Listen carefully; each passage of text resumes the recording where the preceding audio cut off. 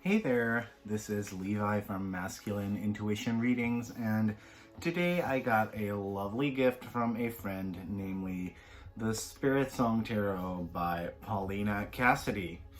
Paulina has a couple of decks out, and this has been on my wish list for a while because this is not something I'm normally interested in. Normally I'm more interested in like edgy, hard-hitting decks, darker stuff.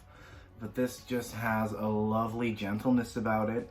And even though the suits have different names and some of the major arcana have different names, this is a great deck for beginners. So let me show you why real quick. It has keywords on the bottom.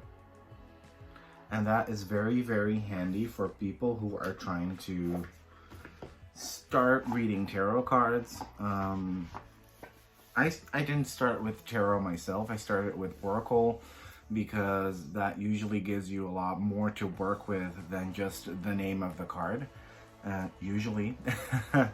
And that really helped me improve my storytelling capabilities. So I think that this deck is a surefire winner for beginners, but also for more experienced readers.